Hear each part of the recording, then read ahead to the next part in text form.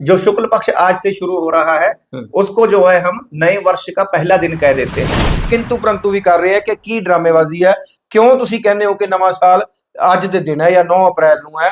क्यों नहीं तुसी मानते कि 1 जनवरी ਨੂੰ नवा साल चढ़दा है? सनातन धर्म में जो समय की इकाई बताई जाती है बड़ी सूक्ष्म से सूक्ष्म इकाई और लंबे से लंबा समय जो है हमारे सनातन धर्म में ऋषि मुनियों ने गिना है।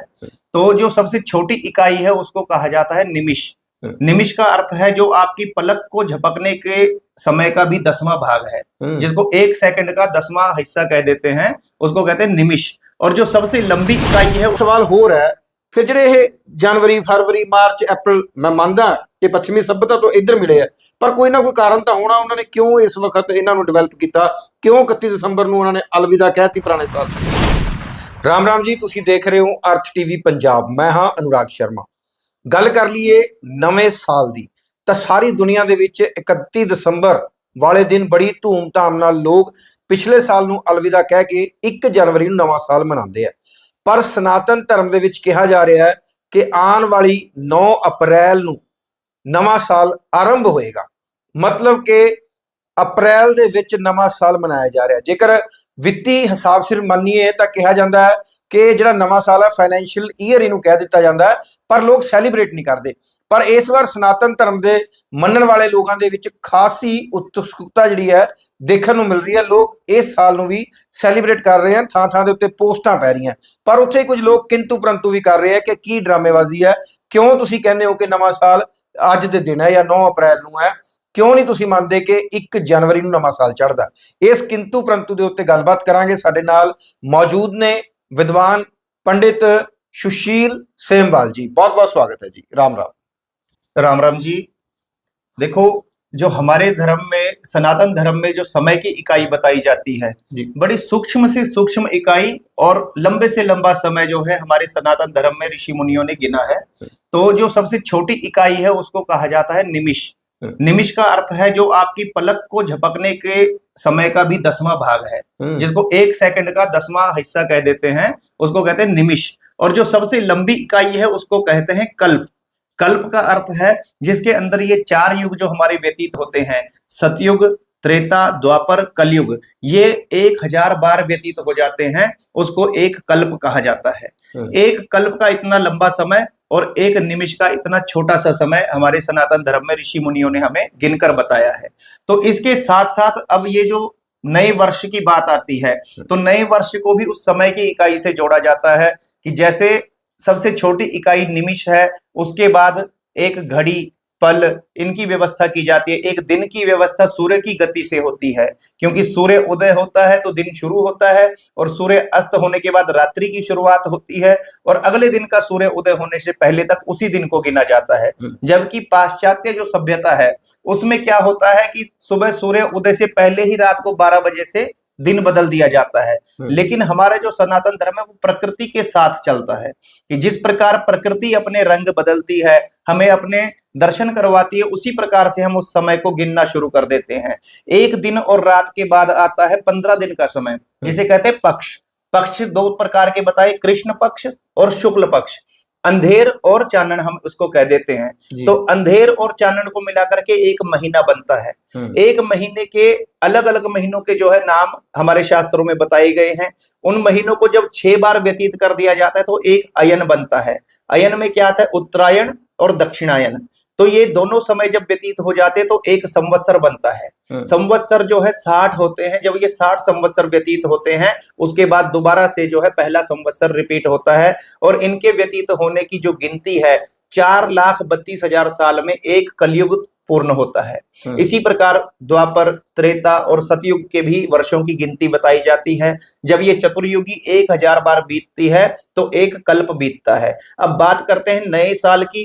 तो नए साल में जो 12 महीने हमारे व्यतीत होते हैं तो चैत्र जी, वैशाख, ज्येष्ठ, आषाढ़, श्रावण, भाद्रपद, आश्विन, कार्तिक, मार्गशीर्ष, पौष, माघ और फागुन, ये जो 12 महीने हैं इनके नाम जो है प्रकृति के आधार पर ही रखे गए हैं।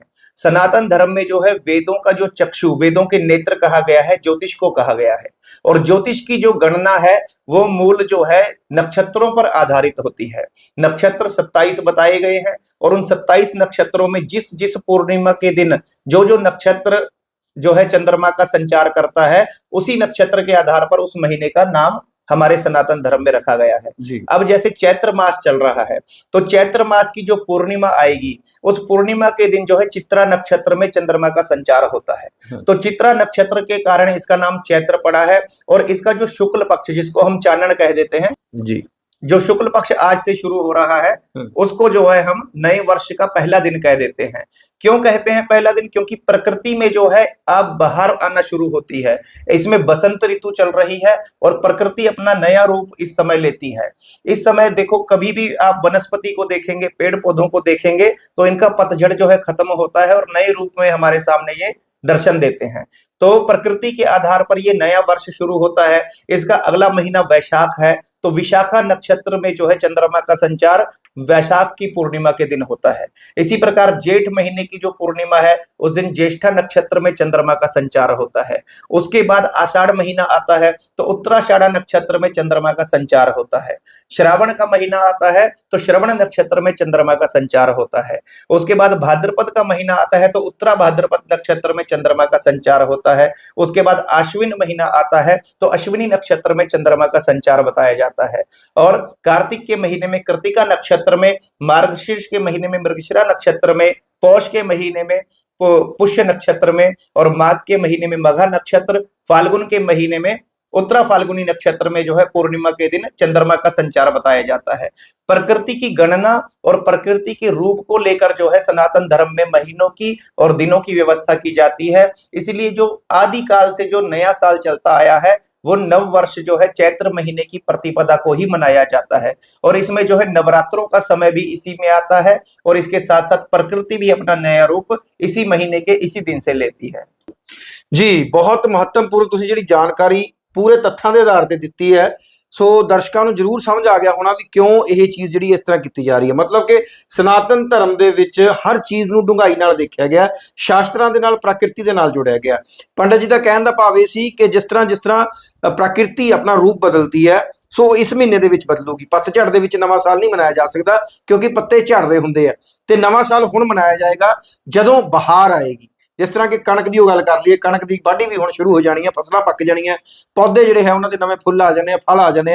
सो इस तरह ही नवां साल जिहड़ा है मनाया जाता है। इस तो इलावा जिहड़ा इन्हां ने चंद्र की गति दसी है, चंद्र का चेंज होना दसिया, उस दे मुताबिक भी नवां साल सनातन धर्म दे विच अज दे दिन तो शुरू हुंदा है ते अज दे दिन तो इसनूं मनाया जाता है। ते पंडित जी एक सवाल होर है, फिर ਜਿਹੜੇ ਇਹ जनवरी फरवरी मार्च अप्रैल, मैं मानदा कि पश्चिमी सभ्यता तो इधर मिले है, पर कोई ना कोई कारण तो होना, उन्होंने क्यों इस वक्त इन्हां नूं डिवेलप किया, क्यों 31 दसंबर नूं उन्होंने अलविदा कहती पुराने साल नूं? देखो, जो ਆਪਾਂ ਪਹਿਲਾਂ ਵੀ ਕਈ ਜਗ੍ਹਾਵਾਂ ਤੇ ਦੇਖਦੇ ਆ ਕਿ ਜੋ ਅਕਾਊਂਟਸ का मैनेजमेंट किया जाता है, तो कई जगह ਤੇ हले भी अप्रैल तो लेके शुरू ਹੁੰਦਾ है और मार्च ਦੇ ਵਿੱਚ ਖਤਮ ਕਰ ਦਿੱਤਾ ਜਾਂਦਾ ਹੈ। क्योंकि अपनी जो पुरानी सभ्यता ਦੇ ਵਿੱਚ नवा साल जो है इसी टाइम तो मनाया जाता रहा है। लेकिन जो अंग्रेजी सभ्यता इधर आई, पाश्चात्य सभ्यता इधर आई, तो उन्होंने अपने अकॉर्डिंगली अपने हर चीज ਨੂੰ विनाश ਕਰਨ ਦੀ ਕੋਸ਼ਿਸ਼ ਪਹਿਲਾਂ ਕੀਤੀ। जो अपने जिन्ने भी पुराणिक तथ्य सीगे, जिन्ने भी अपनी नॉलेज सीगी सनातन धर्म ਦੀ, ਉਹਨੂੰ ਸਾਰੇ ਨਸ਼ਟ ਕਰਨ ਦੀ ਕੋਸ਼ਿਸ਼ ਕੀਤੀ, ਜਿਸ ਕਰਕੇ ਉਹਨਾਂ ਨੇ ਆਪਣੇ ਜੋ ਹੈ ਨਵੇਂ-ਨਵੇਂ ਰੂਲਸ ਆਪਾਂ ਨੂੰ ਫੋਲੋ ਕਰਨ ਨੂੰ ਕਿਹਾ। ਲੇਕਿਨ ਜਦ ਆਪਾਂ ਦੇਖਦੇ ਹਾਂ ਤਾਂ ਇਹਨਾਂ ਦੇ ਨਾਮ ਜੋ ईयर्स ਦੇ ਆਪਣੇ ਮੰਥ ਦੇ ਨਾਮ ਰੱਖੇ ਹੋਏ ਹੈ, ਤਾਂ ਉਹਦੇ ਵਿੱਚ ਵੀ ਜਦ ਆਪਾਂ ਸਤੰਬਰ, ਅਕਤੂਬਰ, ਨਵੰਬਰ, ਦਸੰਬਰ ਇਹਨਾਂ ਨੂੰ ਸੋਚਦੇ ਹਾਂ ਤਾਂ ਸਤੰਬਰ ਨੂੰ 7 ਵੀ ਮੰਨਿਆ ਜਾ ਸਕਦਾ ਸੀ, ਅਕਤੂਬਰ ਨੂੰ 8 ਮੰਨਿਆ ਜਾ ਸਕਦਾ ਸੀ, ਨਵੰਬਰ ਨੂੰ 9 ਔਰ ਦਸੰਬਰ ਨੂੰ 10 ਮੰਨਿਆ ਜਾ ਸਕਦਾ ਸੀ। ਲੇਕਿਨ ਉਹ 9ਵਾਂ 10ਵਾਂ 11ਵਾਂ 12ਵਾਂ ਮਹੀਨਾ ਬਣ ਗਿਆ। ਜਦ ਆਪਾਂ फाइनेंशियल ईयर देखते हैं, वो मार्च ते अप्रैल दे नाल ही अपने कोल गिनिया जाता है। तो जो पाश्चात्य सभ्यता है उन्होंने भी पता है कि नवा वर्ष कब होना चाहिए, लेकिन 31 दिसंबर का जिहड़ा टाइम हुण आपां उन्हां दी देखा देखी मनाई जा रहे हैं, तो उस टाइम देखो अपने देश दे विच ऐसा वातावरण हुंदा है कि अद्धे तो ज्यादा लोग तां बीमार पए हुंदे हैं, खांसी जुकाम नाल पीड़ित हुंदे हैं। ਤੇ ਆਪਣੀ ਵਨਸਪਤੀ ਜੋ ਪ੍ਰਕਿਰਤੀ ਦਾ ਰੂਪ ਹੈ ਉਹ ਵੀ ਬਿਲਕੁਲ ਜੋ ਹੈ ਪਤਝੜ ਦੀ ओर ਜਾ ਰੱਖੀ ਹੁੰਦੀ ਹੈ। ਪਹਾੜਾਂ ਵਿੱਚ ਦੇਖ ਲਓ ਤਾਂ ਬਰਫ਼ ਪੈ ਚੁੱਕੀ ਹੁੰਦੀ ਹੈ, ਕਿਸੇ ਪ੍ਰਕਾਰ की खेती नहीं हो सकती, किसी प्रकार का ਉੱਥੇ ਅਨਾਜ ਨਹੀਂ ਉਗਾਇਆ ਜਾ ਸਕਦਾ। तो ਜਿਹੜਾ ਸਮਾਂ ਆਪਾਂ ਨੂੰ ਖੁਸ਼ਹਾਲੀ ਨਹੀਂ ਦੇ ਸਕਦਾ ਉਹਨੂੰ ਨਵੇਂ ਵਰਸ਼ ਦੇ ਤੌਰ ਤੇ ਮਨਾਉਣਾ ਤਾਂ ਆਪਣੀ ਮੂਰਖਤਾ ਕਹਿਲਾ ਸਕਦੀ ਹੈ। ਲੇਕਿਨ ਜੋ ਆਪਣਾ ਇਹ ਵਾਲਾ ਸਮਾਂ ਹੈ ਜੋ ਸ਼ਾਸਤਰਾਂ ਦੇ ਅਕੋਰਡਿੰਗਲੀ ਨਵਾਂ ਵਰਸ਼ ਹੈ, ਇਹਦੇ ਵਿੱਚ ਹਰ ਪ੍ਰਕਾਰ ਨੂੰ ਆਪਾਂ ਨੂੰ ਖੁਸ਼ਹਾਲੀ ਦੇਖਣ ਨੂੰ ਮਿਲਦੀ ਹੈ ਜੀ। ਜੇਕਰ ਪੰਡਿਤ ਜੀ ਗੱਲ ਕਰ ਲਈਏ ਕਿਸ ਤਰ੍ਹਾਂ ਦੀ ਜਿਹੜੀ ਦਸ਼ਾ ਆਉਣ ਵਾਲੇ ਸਾਲ ਦੀ ਰਹਿਣ ਵਾਲੀ ਹੈ, ਕਿਉਂਕਿ ਨਵਾਂ ਸਾਲ 9 ਅਪ੍ਰੈਲ ਤੋਂ ਸ਼ੁਰੂ ਹੋ ਜਾਊਗਾ, ਕਿਸ ਤਰ੍ਹਾਂ ਦਾ ਜਿਵੇਂ ਹੁਣ ਸੂਰਜ ਜਾਂ ਚੰਦਰ ਅੱਗੇ ਰਾਸ਼ੀਆਂ ਦੇ ਵਿੱਚ ਪ੍ਰਵੇਸ਼ ਕਰਨਗੇ, ਸੋ ਕਿਸ ਤਰ੍ਹਾਂ ਦਾ ਨਵਾਂ ਸਾਲ ਰਹਿਣ ਵਾਲਾ ਲੋਕਾਂ ਦੇ ਲਈ, ਕਿਸ ਤਰ੍ਹਾਂ ਦਾ ਭਾਰਤ ਦੇਸ਼ ਲਈ ਰਹਿਣ ਵਾਲਾ, ਇਹਦੇ ਤੇ ਕੋਈ ਹੈ ਟਿੱਪਾ ਟਿੱਪਣੀ ਤੁਸੀਂ ਕਰ ਸਕਦੇ ਹੋ ਇਸ ਵਕਤ, ਕਿ ਪਹਿਲਾਂ ਸ਼ਾਸਤਰਾਂ ਦੇ ਵਿੱਚ ਦੇਖਣਾ ਪਊਗਾ? ਸ਼ਾਸਤਰਾਂ ਦੇ ਅਕੋਰਡਿੰਗ ਜੋ ਹੈ ਨਵਾਂ ਸਾਲ ਜਿਹੜਾ ਹੁਣ ਸ਼ੁਰੂ ਹੋ ਰਿਹਾ ਹੈ, ਇਹਨੂੰ ਕਾਲ युक्त नाम ਦਾ संवत्सर जो है इस साल प्रवेश कर रहा है। तो ये 60 प्रकार के संवत्सर होने, उन्होंने जो काल युक्त संवत्सर है इस वर्ष आ रहा है, जैसा कि इसका नाम है थोड़ा उपद्रवकारी ऐसा संवत्सर रहता है। लेकिन ਇਹਦੇ ਨਾਲ देखो सनातन धर्म च बताया गया है किसी भी एक चीज तो ਆਪਾਂ ਕਿਸੇ भी पूरे फल ਨੂੰ प्रेडिक्ट नहीं कर सकते। ਤੁਹਾਡਾ अपना कर्म ਤੁਹਾਡੇ ਨਾਲ है, जो बंदा जैसा कर्म करेगा, जैसी प्रवृत्ति रखेगा, उसका फल ही उसका भाग्य बन के उसके सामने आता है। लेकिन जे अपना कर्म अच्छा ही नहीं है, फिर चाहे संवत्सर जितना मर्जी अच्छा आ जाए ਆਪਾਂ ਨੂੰ अच्छा फल नहीं मिल सकता। लेकिन जे अपना कर्म अच्छा है, संवत्सर जितना मर्जी माड़ा आ जाए, कोई समा माड़ा आ जाए, लेकिन अपन उसका अच्छा ही फल मिलेगा, क्योंकि अपना कर्म प्रधान अपन सब तो पहला बनाया जाता है। गीता ਦੇ ਵਿੱਚ ਵੀ कर्म ਕਰਨ ਦੀ ਪ੍ਰੇਰਣਾ ਮਿਲਦੀ ਹੈ, ਹਰ ਸ਼ਾਸਤਰ ਦੇ ਵਿੱਚ ਪਹਿਲਾਂ कर्म ਨੂੰ ਹੀ ਪ੍ਰਧਾਨ ਰੱਖਿਆ ਗਿਆ ਹੈ ਜੀ। ਬਾਕੀ ਵੱਖਰੇ ਵੱਖਰੇ ਜੋ ਆਪਣੇ ਗ੍ਰਹਾਂ ਦੇ ਫਲ, ਸੰਵਤਸਰ ਦੇ ਫਲ, ਕੋਈ ਵਾਰ ਦਾ ਫਲ, ਕੋਈ ਗ੍ਰਹਿ ਦਾ ਫਲ ਹੁੰਦਾ ਹੈ, ਉਹ ਅਲੱਗ ਚੀਜ਼ ਹੈ। कर्म का फल सब तो पहला प्रधान ਹੁੰਦਾ ਹੈ जी। बहुत बहुत शुक्रिया जी, बड़ी महत्वपूर्ण जानकारी ਜਿਹੜੀ ਤੁਸੀਂ ਸਾਂਝੀ ਕੀਤੀ ਹੈ। ਇਸ ਗੱਲ ਦੇ ਉੱਤੇ ਕਿੰਤੂ ਪਰੰਤੂ ਹੋ ਰਿਹਾ ਸੀ, ਇਹ ਨਹੀਂ ਕਿ ਕੁਝ ਹੋਰ ਲੋਕ, ਬਲਕਿ ਸਨਾਤਨ ਦੇ ਵੀ ਕੁਝ ਲੋਕ ਯੁਵਾ ਇਹ ਕਹਿ ਰਹੇ ਸੀ ਕਿ ਕਿਉਂ ਨਵਾਂ ਸਾਲ ਅਪ੍ਰੈਲ ਦੇ ਵਿੱਚ ਆਂਦਾ, 31 ਦਸੰਬਰ ਤੋਂ ਬਾਅਦ 1 ਜਨਵਰੀ ਨੂੰ ਕਿਉਂ ਨਹੀਂ ਆਂਦਾ। ਸੋ ਬਹੁਤ ਵਧੀਆ ਤਰੀਕੇ ਨਾਲ ਪੰਡਤ ਜੀ ਨੇ ਸਮਝਾਇਆ ਕਿ ਆਪਣੇ ਧਰਮ, ਆਪਣੇ ਸ਼ਾਸਤਰਾਂ ਦੇ ਮੁਤਾਬਕ ਪ੍ਰਕਿਰਤੀ ਨੂੰ ਅਨੁਕੂਲ ਦੇਖਦੇ ਹੋਏ, ਪ੍ਰਕਿਰਤੀ ਦੇ ਹਿਸਾਬ ਸਿਰ ਔਰ ਸ਼ਾਸਤਰਾਂ ਦੇ ਹਿਸਾਬ ਸਿਰ ਨਵਾਂ ਸਾਲ ਜਿਹੜਾ ਹੈ ਇਸ ਵਾਰ 9 ਅਪ੍ਰੈਲ ਵਾਲੇ ਦਿਨ ਤੋਂ ਸ਼ੁਰੂ ਹੋਏਗਾ। ਸੋ ਆਪ ਸਭ ਨੂੰ ਨਵੇਂ ਸਾਲ ਦੀਆਂ ਬਹੁਤ ਬਹੁਤ ਮੁਬਾਰਕਾਂ। ਇਹ ਨਵਾਂ ਸਾਲ ਤੁਹਾਡੇ ਲਈ, ਸਾਰਿਆਂ ਲਈ ਖੁਸ਼ੀਆਂ ਦੇ ਖੇੜੇ ਲੈ ਕੇ ਆਵੇ। नमस्कार।